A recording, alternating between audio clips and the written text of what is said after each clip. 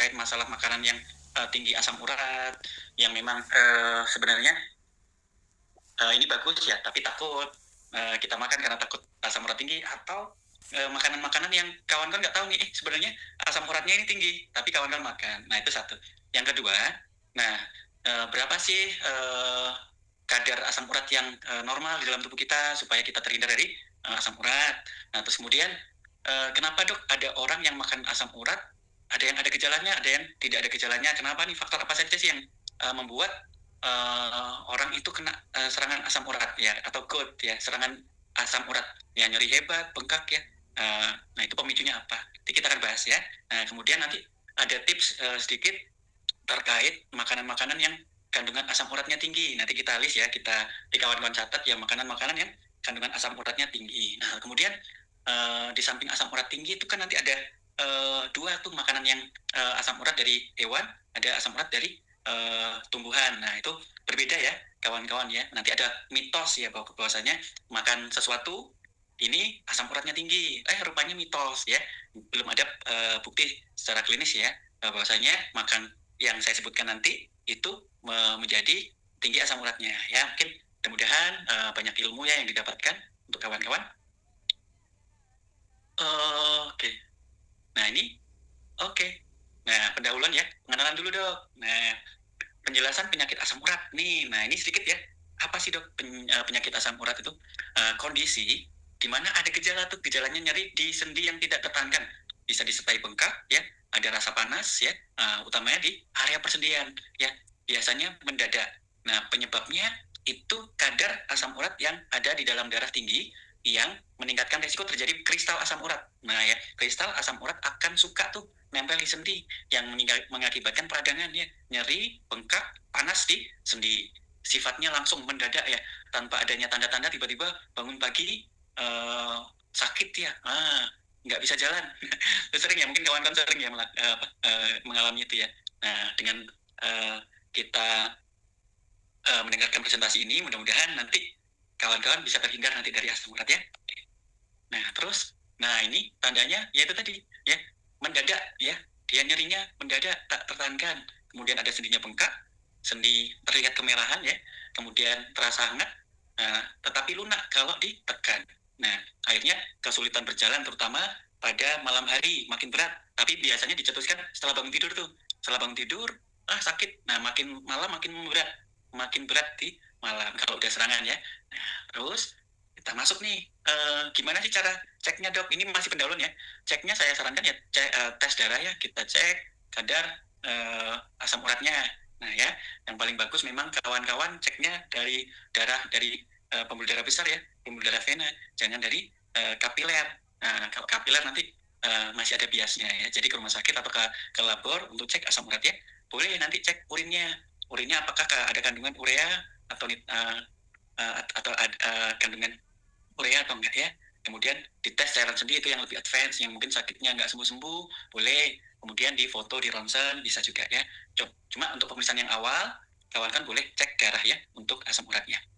Nah, terus kemudian, nah penyebabnya apa dok? Nah, penyebabnya itu kita paling banyak pencetusnya itu kita makan yang makanan yang kandungan purinnya tinggi. Nah, purin ini gini kawan-kawan ya, biar kawan-kawan tahu. Nah, protein itu punya sel itu punya inti itu ada DNA. Nah, DNA protein, nah itu dipecah nanti jadi purin. Nah, jadi yang paling kandungannya paling besar DNA itu lebih ke protein hewan. Nah, ya jadi makanan-makanan yang protein tinggi di hewan itu relatif ya tinggi kandungan purinnya karena memang selnya itu kokoh ya, kuat, proteinnya kokoh. Nah, ingat ya. Jadi poin pertama, makanan dari protein dari hewan, hati-hati. Dok, karbohidrat. Nah, kalau karbohidrat relatif tidak mengandung asam urat. Ya, yang mengandung asam urat adalah protein ya. Kita nggak bahas karbohidrat ya, kita bahas protein. Nah, kalau karbohidrat dia tidak meningkatkan asam urat tapi mempengaruhi. Ya, mempengaruhi apa? Kalau misalnya kita makan fruktosa tinggi, gula tinggi ya, nah sehingga radikal bebas di dalam tubuh banyak. Nah, itu juga bisa mempengaruhi peradangan. Ya, bisa mempengaruhi ini asam urat bisa gampang mengkristal. Nah, itu ya. Jadi kaitannya akan ke sana. Ya, biar nggak campur-campur ya, saya spill sedikit kawan-kawan, ini pembahasan spesifik ke protein ya. Nah, kalau karbohidrat udah kemarin-kemarin kita sempat bahas banyak ya, merusak ya. Nah, oke, jadi protein ya, ini poinnya di protein. Kita makan protein yang berlebihan, yang kandungan purinnya tinggi. Nanti akan saya spill apa saja makanan-makanan yang kandungan purinnya tinggi ya. Hati-hati. Nah, kemudian, resiko nih. Nah, ini kawan-kawan. Nah, jadi kemarin ada pertanyaan, dok, gimana sih anak saya supaya tidak kena asam urat? Nah, untuk anak-anak aman kawan-kawan ya. Anak-anak ya, kurang dari 30 tahun, kawan-kawan silakan. Karena metabolismenya sangat bagus dan memang dia membutuhkan pembentukan sel. Ya, sel itu butuh protein ya. Jadi aman. Nah, umur-umur di atas 30, rata-rata di atas 40, nah terjadi penurunan metabolisme di mana fungsi-fungsi organ itu udah turun. Nah, sehingga ada beberapa kondisi tertentu yang bisa berbahaya. Salah satunya kita makan makanan yang kandungan purinnya tinggi. Nah, itu ya untuk usia. Jadi pertambahan usia itu akan meningkatkan risiko. Usia berapa, dok? Di atas 30 sudah mulai. Yang paling banyak di atas 40 tahun. Jadi kawan-kawan kalau udah di atas 40 tahun sudah mulai dijaga makanannya ya. Nah, kemudian jenis kelamin. Nah, kenapa, dok, jenis kelamin, dok? Nah, di perempuan itu punya hormon estrogen. Nah, estrogen ini bagus ya. Dia bisa mengurangi asam urat. Metabolisme asam urat jauh lebih bagus pada wanita. Sehingga wanita di usia sebelum menopause ya, itu cenderung penyakit asam uratnya lebih rendah dibandingkan laki-laki ya. Itu. Tetapi setelah menopause, nah kondisinya sama ya, di mana kadar estrogen udah nggak bisa bantu lagi untuk metabolisme asam urat. Nah ya, jadi wanita lebih rendah dibandingkan laki-laki pada saat sebelum menopause ya. Oke, kemudian faktor keturunan tadi disampaikan ke Mas Angga, dok, ada pasien nih, dok, ibu bapaknya punya asam urat. Nah, kalau ibu bapaknya punya asam urat, resiko kita lebih tinggi. Kenapa? Berarti di dalam tubuh kita ada organ-organ yang berpengaruh terkait metabolisme asam urat. Yang pertama, salah satunya yang paling bagus adalah hati. Ya, di hati itu organ hati itu metabolisme untuk asam urat. Ya, di metabolisme di hati. Nah, kemudian organ yang kedua adalah ginjal. Di ginjal itu untuk ekskresi. Nah, jadi ada orang-orang tertentu yang punya genetik organ hatinya atau ginjalnya sudah mengalami kerusakan, ya, gampang rusak ya dari genetiknya, atau memang dari sistem imunnya yang memang gampang terjadi inflamasi kronis ya, itu banyak. Sehingga orang-orang yang demikian itu memiliki resiko lebih tinggi. Jadi kalau orang tua kita punya asam urat, resiko anaknya akan lebih tinggi terkena asam urat ya. Kemudian obesitas. Nah, obesitas ini kawan-kawan faktornya banyak ya, dari asupan, kemudian free fatty acid ya. Free fatty acid itu asam lemak bebas itu bisa merangsang inflamasi kronis. Nah, kalau terjadi inflamasi kronis, radikal bebas banyak, nah gampang mengkristal asam uratnya. Jadi orang gemuk dengan asam uratnya tinggi itu bisa cepat menyebabkan serangan asam urat ya, karena resiko ya obesitas. Nah, tapi ini kawan-kawan ada satu informasi lagi. Kalau misalnya kawan-kawan hati-hati ingin diet, ingin menurunkan berat badan secara cepat, itu dilarang ya, tidak boleh. Jadi untuk penurunan berat badan hati-hati nih, ada konsumsi herbal, ada konsumsi obat-obat tertentu untuk menurunkan berat badan ya, nggak boleh secara cepat. Kenapa? Salah satunya kalau penurunan berat badan secara cepat asam uratnya tinggi. Nah, apalagi nanti ditambah resiko yang lain ya, penyakit-penyakit yang lain. Nah, bahkan bisa menyebabkan organ-organ kayak ginjal, hati ya akan rusak.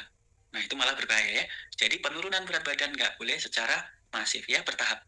Kemudian medis tertentu, ada penyakit yang gagal ginjal, ada konsumsi obat-obatan tertentu ya, kayak obat TBC, kemudian obat-obat untuk kemoterapi ya, ada obat-obatan untuk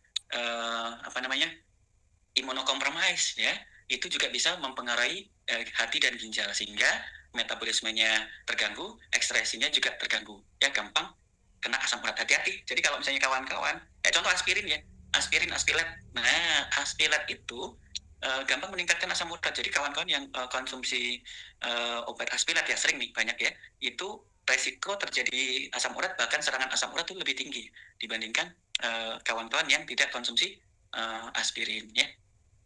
Makanan tinggi purin jelas ya. Nah, konsumsi obat tertentu sudah saya terangkan. Nah, konsumsi alkohol juga bisa memperberat kondisi asam urat ya, karena metabolismenya di hati terjadi peningkatan asam urat.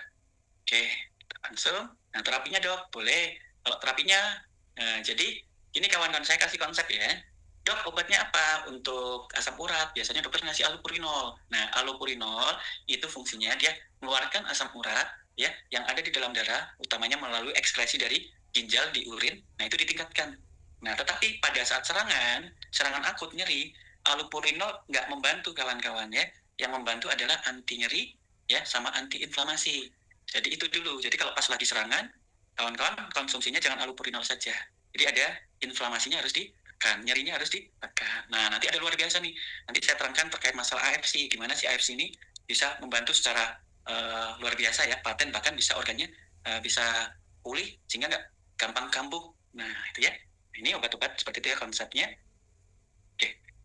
Nah, jadi selain obat juga kawan-kawan konsumsi makanan yang rendah purin ya. Hindari yang tinggi purinnya. Nah, boleh. Nah, jadi sering juga nih kawan-kawan untuk pola hidup, kan ini ekskresi ya. Orang yang stres tinggi, kortisol naik, nah dia akan merangsang retensi air dan garam. Nah, itu juga bisa merangsang pembentukan asam urat lebih tinggi dalam darah, karena ekskresinya berkurang. Jadi kalau mau sembuh, kawan-kawan nggak boleh stres, kontrol stresnya, dan hindari dehidrasi, harus banyak minum ya, itu konsepnya. Konsep sedikit, nanti kita akan bahas ya. Oke.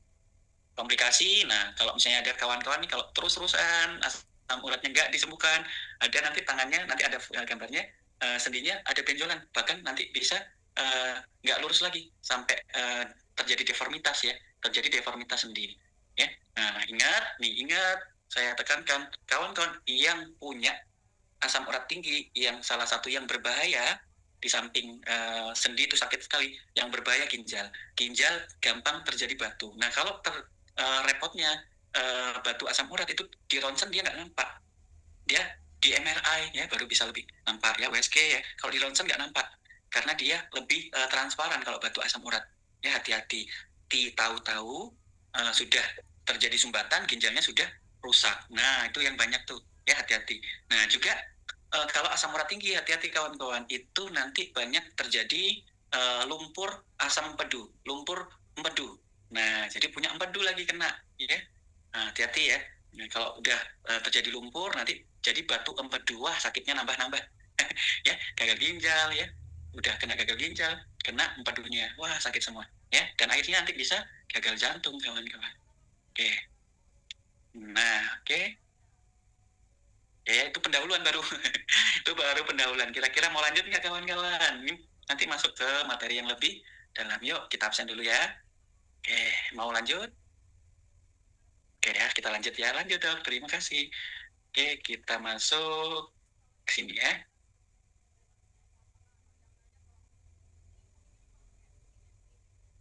Ya. Oke, belum.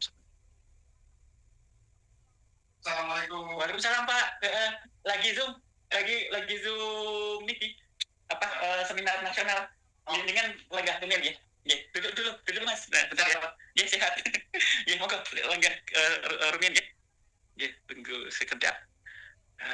Iya ini lumayan Pak. Sibuknya lumayan. Duduk Mas. Duduk monggo. Iya. Oh ada. Ke belakang. Ya silakan. Di belakang nanti langsung keluar situ.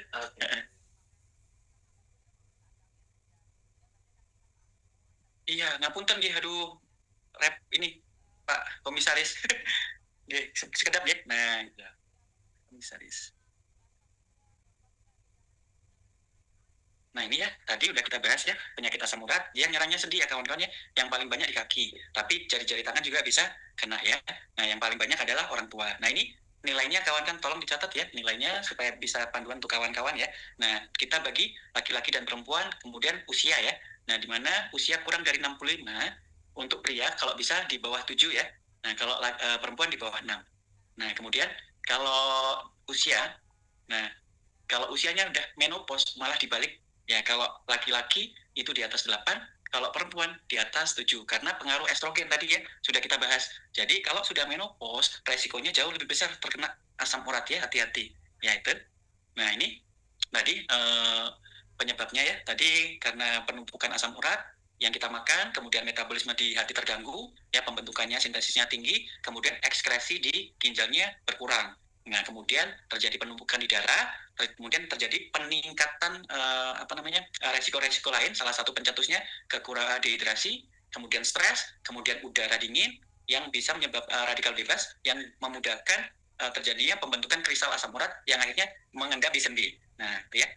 Nah, ini ya tadi kita ada gambarnya. Nah, ini nanti kalau misalnya besar membengkak terjadi tofus, ya, akhirnya nanti terjadi deformitas. Nah, akhirnya ini yang nyeri sekali kalau udah merah.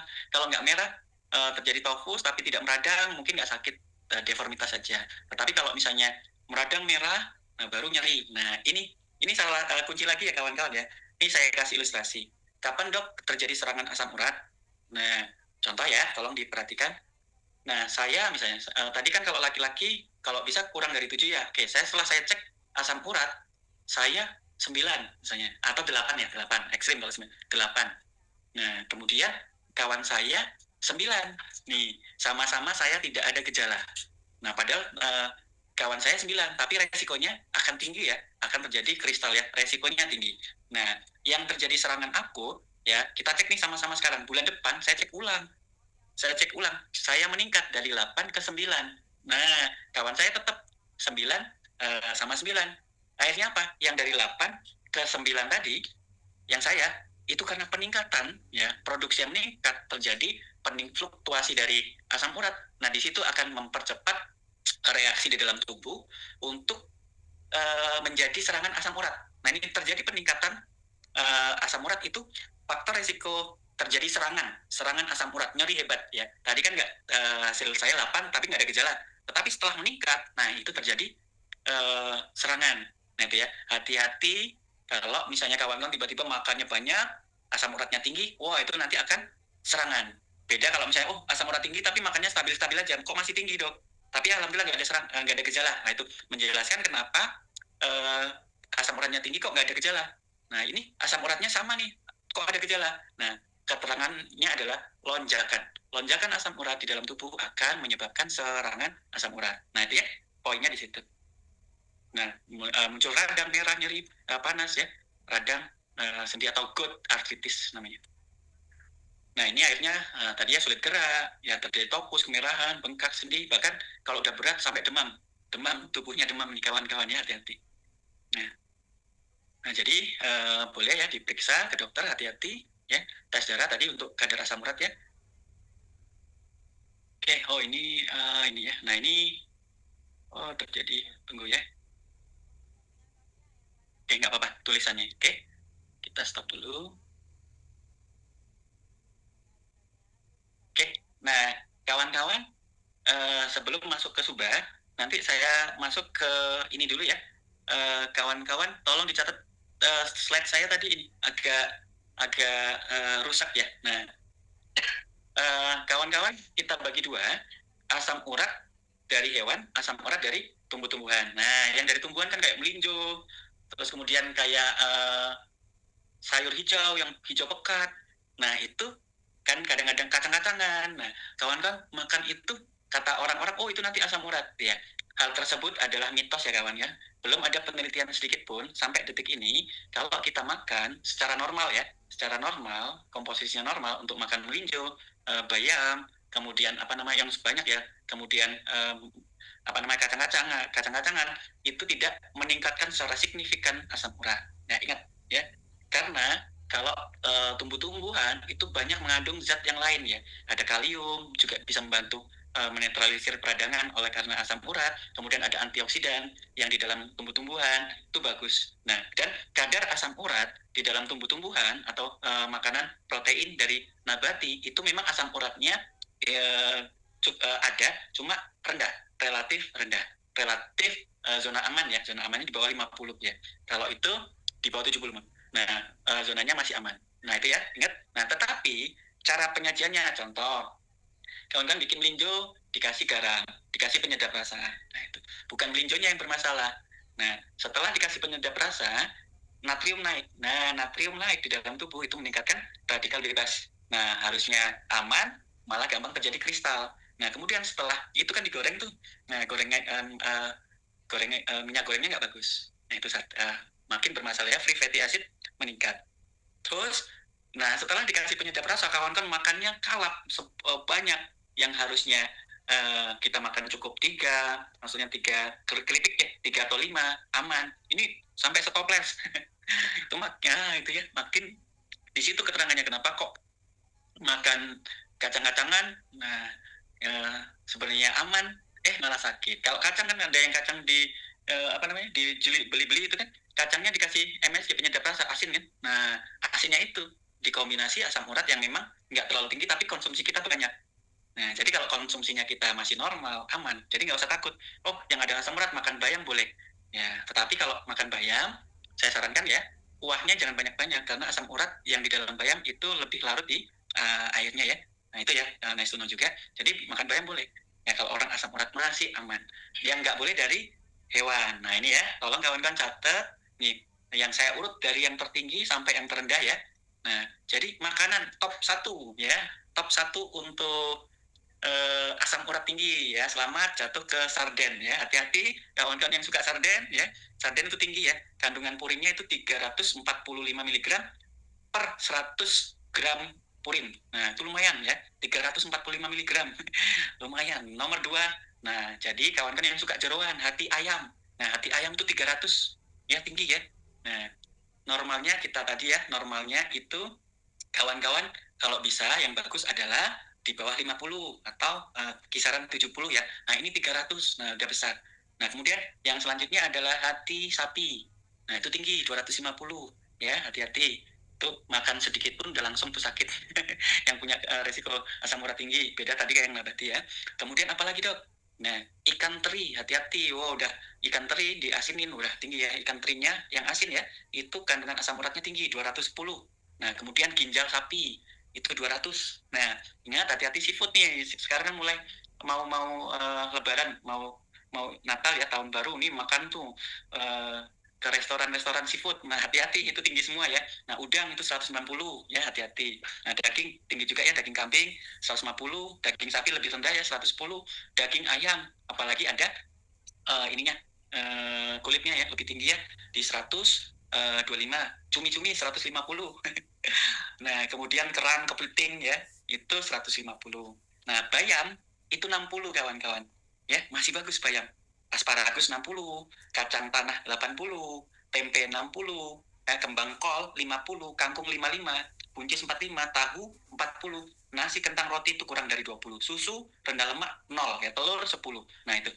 Nah, beda kan perbandingannya? Bayam rendah ya, dibandingkan tadi jeroan itu langsung 300. Nah jadi mitos ya bahwasanya kita makan bayam, makan sayur pekat itu meningkatkan asam urat. Bahkan sayur itu banyak kandungan yang lain, antioksidannya ya. Ada kandungan kalium di buah-buahan banyak. Nah itu juga bisa mencegah asam urat. Yang nggak boleh adalah dari hewan ya. Oke. Nah terus mungkin kemarin kan edukasi nih apa saja supaya terhindar ya, jelas ya batasi makan ya. Yang kedua hindari stres. Yang selanjutnya banyak, jangan hindari dehidrasi, banyak minum ya, bisa sampai 3 liter. Nah istirahat yang cukup ya, jangan begadang supaya hati biar bagus. Kalau hati bagus, metabolisme purin di hati bagus. Nah kemudian olahraga. Nah ya olahraga supaya bagus itu secara general ya. Nah kemudian pola makan tadi. Nah pola makan nanti jangan itu tadi protein. Nah protein itu juga akan berpengaruh metabolisme, dipengaruhi oleh karbohidrat juga. Nah karbohidrat yang manis-manis itu juga bisa memperparah terjadinya inflamasi nanti radikal bebas di dalam darah, sehingga gampang terjadi kristal asam urat. Itu bahaya ya, jangan. Nah jadi kalau makan asam urat jangan tambah teh manis. Udah teh manis, wah kan biasa tuh makanan di resto, tambah udah asam uratnya tinggi nih makan jeroan, kita minum yang manis-manis, wah makin tinggi. Kemudian tambah lemak-lemak lagi, tambah udah selesai ya. Jadi minumnya air putih ya boleh, lemon ya hangat ya. Nah karena memang lemon hangat juga salah satu makanan-makanan yang bisa membantu menurunkan asam urat ya, menyebabkan di dalam darah itu basah ya, basah yang nggak asam. Nah kalau asam itu menyebabkan gampang terjadi kristal. Nah salah satunya nih minuman yang basah ya kawan-kawan, boleh minum air zam-zam. Nah air zam-zam itu alkali water ya, boleh. Kalau punya asam urat saya rekomendasikan juga untuk minum alkali water ya, minuman air yang pH-nya basah ya, alkali. Itu bagus untuk mencegah terjadinya kristal asam urat. Oke. Terus kita masuk ke Suba ya, langsung saya presentasikan Suba sedikit aja. Nanti habis itu tanya jawab aja. Oke. Ngapunten ya. Sekedap ya. Oke, zoom dulu, kita share screen dulu sebentar. Oke, Suba Gold ya. Oke. Kawan-kawan sedikit ya. Nah, ini langsung kita masuk ke AFC dikit ya. Nah, kan dok, ada paten sebelumnya ada 4 ya, tahu ya orang Jepang nggak puas ya, ada R&D Research and Development di Indonesia itu besar ya, orang Jepang ngeliti nih apa penyakit-penyakit yang banyak di Indonesia. Nah akhirnya muncullah Subagul, ditambah paten fungsinya adalah ini dia, kita bahas yang nomor 8, mengurangi asam urat, reducing uric acid ya, reduce uric acid ya, CN 10855976 4B. Nah, ini paten fungsinya ya, sudah dilakukan penelitian. Kenapa dok? Nah, ini kita bahas sedikit ya. Nah, jadi kawan-kawan, nah perbandingan dari Suba yang biasa sama Suba Gold itu terjadi peningkatan 120% ya, karena ada tambahan 4 paten ya. Oke, langsung kita bahas di manfaat untuk asam uratnya. Kita fokus ke asam urat ya, sesuai dengan tema ya. Oke, nah ini kita masuk ke asam urat. Dok, bagaimana dok Subago bisa menurunkan asam urat? Nah, ya kan diklaim tadi kan kawan-kawan baca kan, paten fungsinya menurunkan asam urat, ya kan? Nah, mekanismenya gimana dok? Oke, jadi di AFC ini satu poin ya. Kalau ditambah USU itu malah kombinasi yang luar biasa. Ini satu poin yang saya terangkan paten asam urat saja ya, biar nanti kawan-kawan spesifik nih. Nah, kalau yang lain-lain sangat membantu ya, kayak contoh utsukushi di mana pasien dengan asam urat tinggi itu ususnya kotor banget ya, itu ya, ususnya kotor banget. Nah kalau dibersihkan utsukushi udah sampah dari asam urat itu nggak masuk. Nah ingat ya, metabolisme atau penyerapan makanan yang protein itu lebih lama kawan-kawan, kan padat ya, protein itu padat, sehingga waktu tunggu ya menempel ya, makanan protein itu menempel di usus itu lebih lama ya, apalagi kawan-kawan makannya tuh langsung kanan kiri telan, molekulnya besar. Nah kalau molekulnya besar dia nempel lama di dinding usus, akhirnya terjadi sampah nempel ya, kuning ya, bahkan menghitam. Nah kemudian terjadi peradangan, terjadi leakage, penyakit-penyakit lain, sistem imun turun. Nah, jadi hati-hati kalau pasien kawan-kawan sudah terkena asam urat. Rata-rata ususnya jelek. Nah, rata-rata ususnya jelek kalau udah kena asam urat. Nah, berobat ke dokter nih, diobatin asam uratnya. Nggak sembuh total, dok. Kenapa? Ususnya sumbernya masih belum diperbaiki. Besok-besok, ya kontrol lagi ke dokter, dok. Kambuh lagi, dok. Oh iya, dikasih obat lagi.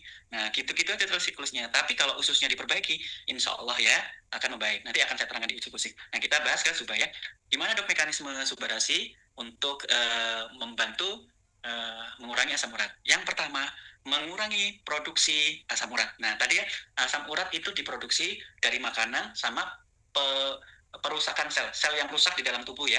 DNA dipecah, kemudian terjadi asam urat. Nah, sama kalau misalnya pasien-pasien kemoterapi, itu kan selnya banyak rusak, itu asam urat naik. Ya, hati-hati. Ya, sama ya, dari makanan sama yang dari dalam. Yang dari dalam itu sel yang rusak. Nah, ini juga menerangkan, kalau sistem imunnya tinggi, ya, nanti pas pada saat konsumsi Subarasi Utsukushi kok terjadi akut dok serangan asam urat. Nah itu sebenarnya bukan serangan asam urat, tetapi healing krisis. Nah jangan nanti kawan bedakan ya, nanti saya terangkan. Nah kita fokus ke sini ya. Jadi produksi asam urat tadi dari konsumsi, kemudian kerusakan sel, nah ini dikurangi kawan-kawannya dari peptida, salmon ovari, sama kaviar. Nah dia kaya omega 3, kaya antioksidan sama asam amino yang penting. Nah asam amino dia size-nya kecil kawan-kawan. Nah kan kalau kita mau bikin protein, itu kan asam aminonya protein besar itu dipecah-pecah. Nah, jadi protein kecil namanya asam amino atau peptida. Nah itu ya. Nah di Subarasi Utsukushi Hikari nano size sudah jadi peptida ya, asam amino. Jadi tidak perlu dipecah-pecah lagi, sehingga tidak kalau misalnya sel butuh protein ya, nah dia akan memecah tuh. Nah sedangkan kalau kita konsumsi AFC asam amino sudah ada sehingga nggak perlu memecah lagi. Nah, sehingga dalam arti produksi asam urat nanti juga bisa berkurang. Nah, itu ya. Kemudian antioksidannya juga bisa mengurangi efek negatif dari radikal bebas akibat tingginya asam urat. Nah, itu ya. Produksi asam urat dikurangi karena suplai proteinnya sudah ada, jadi nggak perlu dipecah lagi. Nah ya, kemudian langsung nih membantu. Nah, antioksidan dari subarasi itu membantu enzim xanthin, ya, xanthin oksidase. Nah, xanthin oksidase itu nanti akan berperan pembentukan asam urat. Nah, yang mengubah purin jadi asam urat. Nah, jadi dengan kita kayak antioksidan, pembentukan asam urat oleh xanthin oksidase itu berkurang. Nah, itu ya, udah langsung dia menekan xanthin oksidase. Hasilnya, produksi asam urat berkurang. Ini ya, dari produksinya udah berkurang nih. Nah, selanjutnya apa? Nah, membantu ekskresi asam urat di ginjal. Nah, ingat ya, di sodium peptide sama tuna heart peptide itu kaya akan koenzim Q10. Ya, koenzim Q10 banyak banget nih. Nah, dia mendukung fungsi ginjal dan sirkulasi darah sehingga filtrasi asam urat lebih baik. Jadi pengeluaran asam urat jadi lebih baik ya. Nah, itu. Nah, kemudian ini pentingnya antioksidan yang sangat tinggi ya di dalam darah. Kenapa? Menghambat kristalisasi asam urat, kawan-kawan. Nah, fruit flow ya, ekstrak biji tomat bersifat antiplatelet, anti-inflamasi. Nah, di mana dia membantu mencegah penggumpalan peradangan yang biasa dipicu oleh kristal monosodium urat atau kristal asam urat di sendi. Sehingga apa? Tidak gampang terjadi serangan ya asam urat atau GOT akut ya. Nah, terus kemudian apalagi dok? Mekanismenya ada efek antiinflamasi, perbaikan jaringan, di mana peptida salmon ya, salmon ovari, salmon caviar, salmon anser ini mendukung bioaktif ya, yang menekan sitokin proinflamasi, interleukon 1, tumor nekrotin faktor alfa. Nah, sehingga yang sakit-sakit nyeri itu bisa mereda, kawan-kawan. Peradangannya bisa cepat pulih. Nah, itu ya. Nah, jadi kesimpulannya untuk Subarasi Gold langsung ya, paten fungsinya ini dari paten ya. Nah, kalau yang lain-lain kayak Subarasi, Utsukushi makin kuat karena diperkuat di ususnya, diperbaiki sistem imun, diperbaiki kalau di Suba. Nah, ini ya Suba Gold berdasarkan paten fungsinya, mekanisme kerjanya. Ini ya kesimpulannya, dia menekan produksi asam urat, meningkatkan pembuangan asam urat, mengurangi resiko GOT sama mengurangi nyeri dan bengkak. Nah, ini ya. Nah, ini kandungan peptide yang berpengaruh, kemudian mekanismenya. Ingat, penurunan asam urat oleh SOP Subarasi Gold lebih ke arah memodulasi. Jadi mengembalikan sistem tubuh kita semaksimal mungkin, sebaik mungkin ya, untuk metabolisme purin ya, mendukung fungsi ginjal serta mengurangi inflamasi akibat asam urat ya.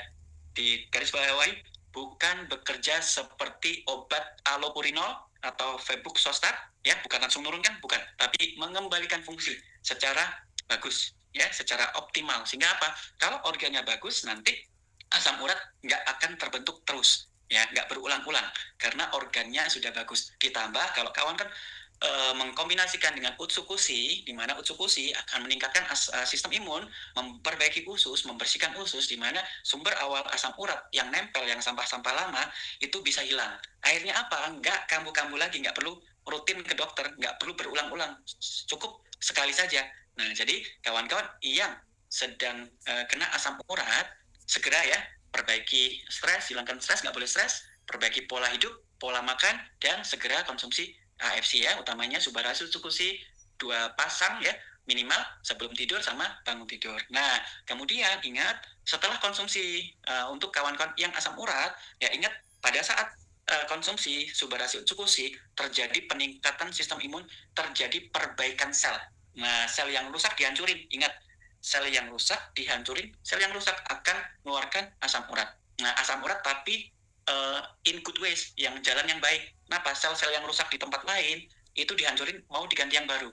Nah, kemudian dia akan mengeluarkan asam urat, terjadi reaksi sistem imun kita untuk memperbaiki diri ya, dari ujung kepala sampai ujung kaki, baik yang terjadi peradangan di sendi itu mau dihancurin, diganti yang baru. Akhirnya apa? Terjadi healing krisis. Setelah konsumsi AFC rata-rata ya sebagian besar malah sakit. Nah, sakitnya bukan karena tidak cocok, bukan karena asam uratnya meningkat, tapi karena perbaikan tubuh kita ya, sel-sel yang rusak itu dihancurin ya oleh sistem imun, oleh kompleks sistem imun, supaya diganti dengan sel yang baru. Nah, setelah sel ini baru pulih, akhirnya apa kawan-kawan? Tidak pernah lagi kena asam urat ya. Jadi itu adalah healing krisis ya. Nah, ini saya terangkan lagi bedanya healing krisis sama efek samping.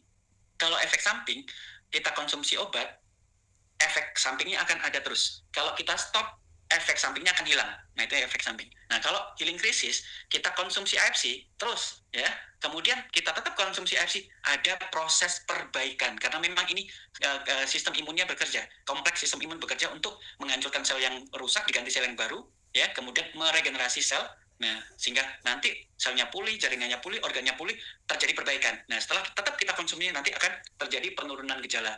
Akhirnya tetap kita konsumsi, makin meningkat kualitas hidup. Nah itu, kalau obat kita stop, dia stop. Kalau kita minum, ada lagi. Tapi kalau AFC kita makan, healing krisis, nanti lama-lama healing krisisnya akan membaik. Karena itu tadi, proses perbaikan di dalam tubuh kita, sel-sel yang rusak, sel-sel yang bermasalah, DNA yang bermasalah akan dihancurin, diganti sel yang baru.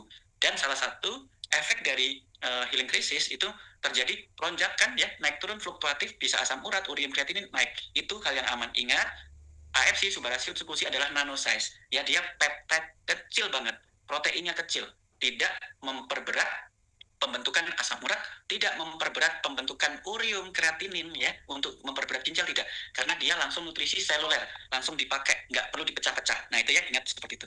Mungkin itu Mas Angga kita bahas di tanya jawab, mudah-mudahan bisa membantu kawan-kawan lebih ini lagi ya, yang sekarang konsumsi AFC, asam urat kemudian kok sakit, jadi lebih yakin sekarang, ya, karena itu proses yang baik, proses yang perbaikan, proses healing krisis, ya, nggak usah khawatir.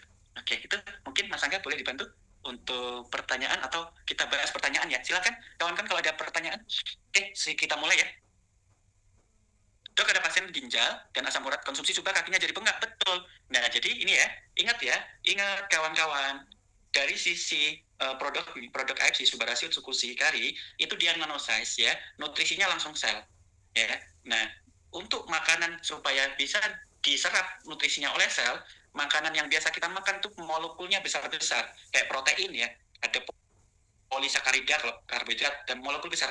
Setelah kita makan, molekulnya dipecah jadi kecil-kecil. Nah, setelah dipecah jadi kecil, mengeluarkan sampah. Nah, sampah ini yang memperberat ginjal, menghasilkan asam urat, karena makanannya itu makronutrien, protein molekulnya besar, harus dipecah jadi kecil-kecil. Nah, memecah ini butuh energi, butuh menghasilkan sampah, menghasilkan radikal bebas. Nah, kalau AFC itu langsung kecil-kecil, jadi nggak memperberat ginjal, nggak memperberat asam urat, nggak memperberat hati. Bahkan ingat ya, paten fungsinya memperbaiki fungsi hati loh, ya. Malah, nah ini kan protein, dok, kan di metabolisme di hati, ini malah meningkatkan fungsi hati, mengurangi gout loh, kan ini protein, dok, kok bisa protein malah mengurangi asam urat? Harusnya kan meningkatkan, dok. Nah, kan pertanyaan, karena nanosize, kawan-kawan, ya, karena selnya sudah nutrisinya langsung dipakai sel. Ibaratnya gini nih ilustrasinya, kita mau makan mangga, ya, ini saya sel, ya, saya nggak bisa makan mangga langsung kulitnya ada isinya, nggak bisa.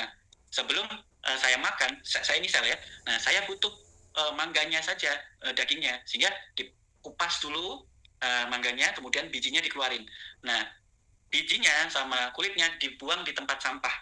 Nah, sampah itu ginjal, sampah itu hati. Nah, berat kan hati? Nah, saya makan tuh mangganya yang potong, enak, segar, mangganya enak, selnya dapat makanan.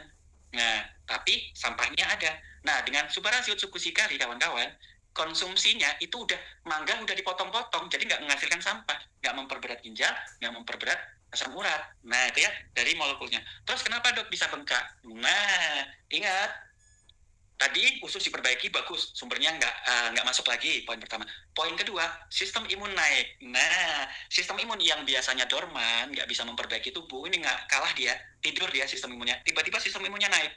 Nah, sistem imun naik, ingat, proses awal regenerasi adalah aktivasi sistem imun untuk menghancurkan sel yang rusak supaya diganti sel yang baru.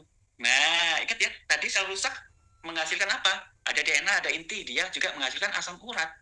Nah, jadi sel yang rusak ini dihancurin, keluar sampah, bukan dari subahnya, keluar sampah. Tapi ini adalah proses yang harus dilakukan untuk memperbaiki seluruh organ yang berpengaruh, yang vital di dalam tubuh kita.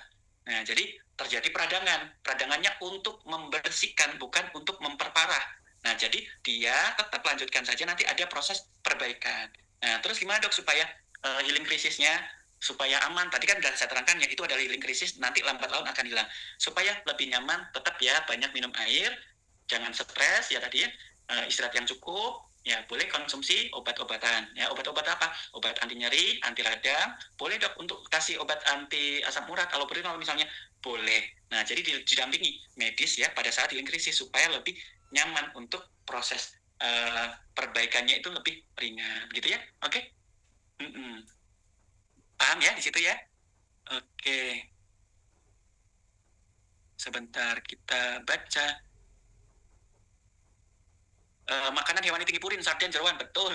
Ari Budiman. Dok, kalau jengkol sama pete gimana ya?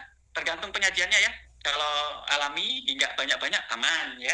Itu nggak terlalu tinggi. Cuma biasanya kalau ikan makan pete itu dikasih garam ya, terus cuma di minyak ya, dikasih dibuat gulai. Itu yang masalah, dia kombinasinya yang masalah ya. Tapi kalau sejatinya, kalau pete sendiri itu aman. Bahkan mengandung flavonoid ya, antioksidan tinggi, jadi aman. Ya, jadi batasi makanan, terus kemudian cara penyajiannya yang benar, jangan dimasak ya, dikasih asin, kemudian dikasih kecap yang manis ya.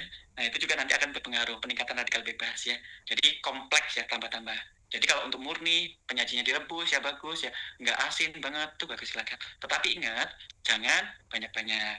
Dan ingat kalau makanan sayur-sayuran atau makanan semua lah, kalau bisa bervariasi ya, bervariasi itu penting. Kenapa? Sehingga jangan itu terus nanti terjadi penumpukan. Walaupun sedikit-sedikit terjadi penumpukan. Jadi bervariasi. Jangan seperti gini, seperti hutan di Indonesia. Jangan dibuat sawit semua, jadi homogen. Nanti jadi banjir. Jadi harus ada pinus, harus ada jati ya, ada akar tunggang yang dalam. Nah, seperti itu. Jadi makannya harus bervariasi supaya lebih sehat, supaya tidak terjadi penumpukan. Jangan jengkol, jengkolnya dok nggak apa-apa. Dokter bilang jengkol nggak apa-apa, tiap hari makan jengkol. Nggak boleh juga ya, jangan ya. Nah, jangan homogen ya. Nah, boleh makan jengkol boleh. Ya nggak boleh lebih ke penyajian ya, penyajiannya hati-hati. Cara masaknya itu juga berpengaruh. Kemudian makannya banyak atau enggak, ya itu. Kalau yang dari nabati. Tapi kalau hewan, kalau bisa dikurangi ya. Batasinya lebih tinggi untuk orang-orang yang kandungan asam uratnya tinggi, gitu ya.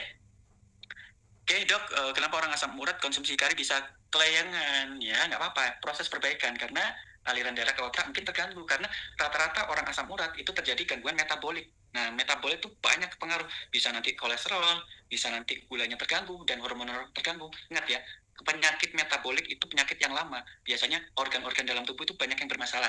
Nah, jadi setelah kelingan nggak apa-apa lanjutin. Ya, kuncinya kalau orang normal minum kari makin enak. Kalau kawan-kawan yang sakit kemudian minum AFC, kemudian ringan, berarti ada permasalahan di tempat yang terjadi masalah.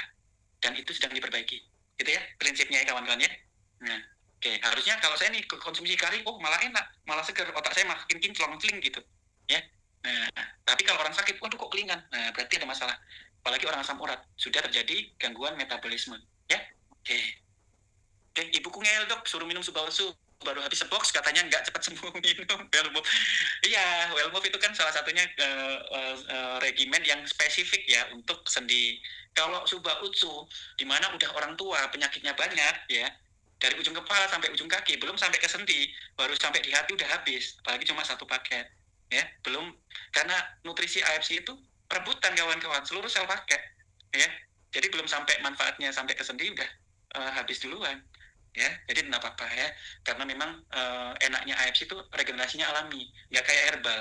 Nah contoh nih, minum Wellmove, nah izin ya, maaf ya nih, ada mungkin titik-titik well tit gitu ya, nah mungkin well enak, cuma kalau nggak konsumsi nanti sakit lagi. Nah bedanya di AFC, kalau sudah terjadi perbaikan, organnya udah pulih, mau stop AFC masih kuat, masih enak, karena yang diperbaiki alamiah, organnya memang selnya makin lama makin kuat, jadi nggak tergantung lagi, nggak ketergantungan. Nah itu bedanya sama obat herbal nih, ada obat herbal. Nah ada nih, ada pasien konsumsi obat herbal, yang obat herbal bagus, tetapi yang terstandar ya, hati-hati ada yang klaim gini, akhirnya konsumsi obat terjadi peningkatan kurium kreatinin, fungsi hati, fungsi liver naik, itu dia.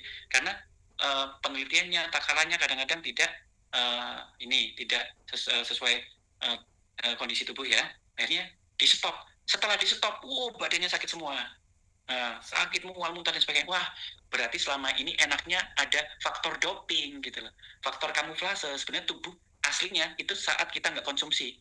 Nah, kalau di AFC, kawan-kawan aja nggak minum AFC, rasanya ya mungkin lebih segar kalau konsumsi AFC, tapi kalau di stop langsung masih tetap enak, lambung nggak sampai mual gitu ya, nggak sampai apa. Nah itu karena kalau sudah organnya diperbaiki, sudah kuat, nggak tergantung obat, nggak tergantung AFC, itu luar biasanya. Jadi tubuh kita memang dikembalikan secara normal ya, dan butuh waktu karena bukan obat, apalagi nutrisinya seluler, rebutan dari ujung kepala sampai ujung kaki, gitu ya, paham ya? Oke, jadi saran konsumsi lagi ya, nggak apa-apa ya, namanya kombinasi aja well teeth sama itu tadi, monggo, nggak apa-apa. Udah ada pasien ginjal asam urat? Enggak, oke, tadi udah saya jawab ya. Usia saya 56, tanggal 11 Desember, asam urat saya 11,3, tapi nggak ada gejala. Betul, karena stabil di tinggi 11, terus yang ada gejala itu meningkat, dadak set, oh sakit tuh, meradang. Nah, jadi gejala atau serangan asam urat itu ya tercetuskan oleh lonjakan ya, peningkatan selama Nah, tapi kalau stabil 11 terus selama beberapa bulan, nggak ada gejala. Cuma resikonya tinggi, hati-hati di empedu, hati-hati di ginjal. Nah, di usus, sistem imun, metabolik lain, penyakit metabolik lain berbahaya. Ya, jadi tetap kalau untuk asam uratnya 11,3 wajib konsumsi AFC, hindari stres, pola hidup, pola makan, ya banyak air minum, istirahat yang cukup, ya wajib segera karena kemungkinan penyakit metabolik ya jangan sampai ada batu ginjal ya nanti terbentuk, nanti ginjalnya rusak ya selesai ya, hati-hati yang 11,3. Pak Dewiri ya. Dok, apa telur bisa merusak ginjal? Telur punya maksimal makan berapa? Boleh, telur aman ya, silakan. Kalau untuk telur itu cara penyajiannya aja, direbus saja. Boleh 1 sampai 2 butir boleh sehari, silakan. Malah bagus kok. Ya. Pete dioseng pakai terasi. Waduh, mantep itu. Tinggi juga. Tinggi ya, nah, itu tinggi dalam arti bukan asam uratnya, perusak di dalam tubuh ya, natrium yang rusak ya, terasi. Terus kemudian petenya masih oke lah ya, dioseng ya boleh lah, tapi boleh tapi jangan sering-sering ya, karena itu resiko juga ada, karena ada nutrisi lain yang berbahaya kayak apa namanya, natriumnya tinggi. Waktu yang dibutuhkan saat awal healing krisis hingga hilang dok biasanya berapa lama? Tergantung pasien masing-masing ya. Tetap intinya tetap konsumsi ya, istirahat yang cukup, minum air ya, hindari stres ya, konsumsi airnya lanjut sama obat-obat medis untuk mengurangi gejala. Silakan nggak apa-apa ya, lanjut kok. Biasanya rata-rata 2 minggu paling lama ya. Rata-rata itu proses radang itu kan ada yang radang akut. Kalau radang akut itu 2 hari sampai 4 hari. Kalau yang kronis yang udah lama bisa sampai 2 minggu ya, tergantung. Nggak apa-apa. Dan kondisi tubuh beda-beda ya. Oh ya, nanti diyakin lagi bagus. Dok, next bahas tentang gangguan prostat ya. Oke, siap. Dok, klien saya asam urat dan GERD. Pasien udah 62 tahun, konsumsi suba 5 saset per hari, utsunya 1 saset. Reaksi badannya parah. Ditambahkan supaya berkurang pegel-pegelnya. Sebenarnya sudah cukup 5 saset suba tambah utsu 1, 6 saset cukup ya. Cuma ya nggak apa-apa, dimotivasi. Itu berarti selnya tuh banyak yang rusak ya.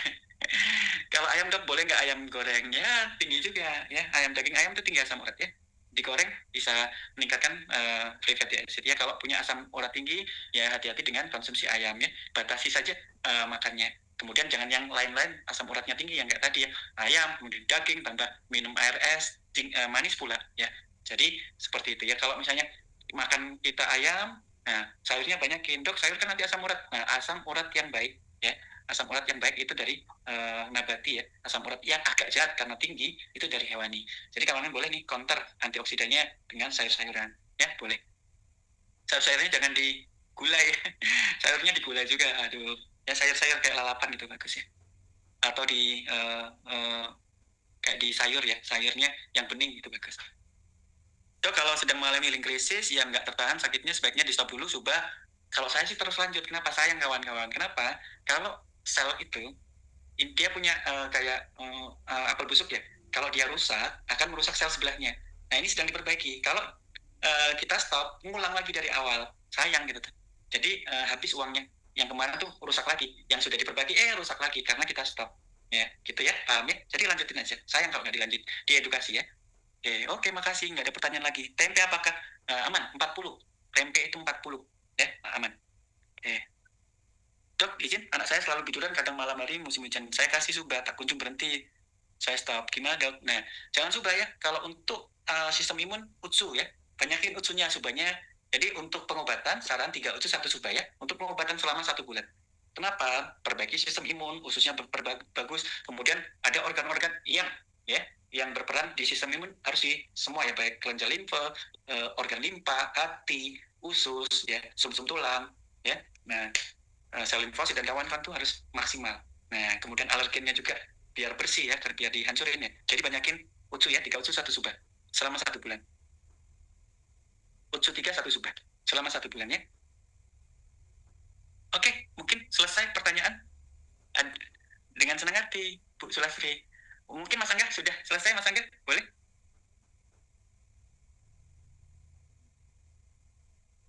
Oh, ada dokter Rinaldi. Dok. Halo dokter. Izin dok, kalau misalnya ada dokter nih di sini, izin jika ada yang mau dikoreksi dok, ada keterangan, izin ya dok. Ada lain silakan kawan-kawan. Ada dokter-dokter, alhamdulillah kawan-kawan ya. Di AFC ini karena produknya adalah produk sebenarnya produk medis ya, produk farmasi ya, lebih ke nutrisional, nutritif ya. Perusahaan farmasi tertua di Jepang dalam label organik ya. Organik itu dari alami ya, bukan herbal ya, beda herbal ya. Dia organik. Organik itu bisa herbal, bisa dari hewan ya. Nah itu. Dan nutrisinya bagus ya. Terapi alternatif stem cell, terapi alternatif natural killer cell. Nah, jadi asal saya di Riau ya, di Kuansing ya, itu injeksi terapi natural killer cell ya untuk imunoterapi. Nah, di AFC itu juga ada alternatif imunoterapi ya, karena Utsukushi langsung paten fungsinya merangsang pembentukan natural killer cell, menutrisi natural killer cell. Nah, natural killer cell digunakan untuk imunoterapi ya, terapi-terapi kanker yang memang markernya atau tumor markernya yang hasil labornya itu tinggi terus nggak turun-turun. Nah, kemungkinan ada suatu proses ya, DNA-nya belum hilang, akhirnya tetap tinggi markernya. Dengan konsumsi Utsukushi ususnya diperbaiki, markernya hampir normal. Nah itu ya, itu pasien di Riau di sini. Mungkin itu kawan-kawan. Oh, ada pertanyaan ya, pertanyaan terakhir ya. Izin dok, anak saya selalu biru. Oke, bentar. Saat ini minum sudah hampir 1 bulan, batuk pilek belum sembuh. Baiknya bagaimana dok? Nah, silakan gini, coba dicek karena ini adalah nutrisi mengembalikan. Dimana kalau misalnya ada beberapa faktor yang perlu bantuan medis untuk percepatan, itu silakan, lebih bagus ya, karena medis dan AFC itu sangat berdampingan, sangat bagus ya.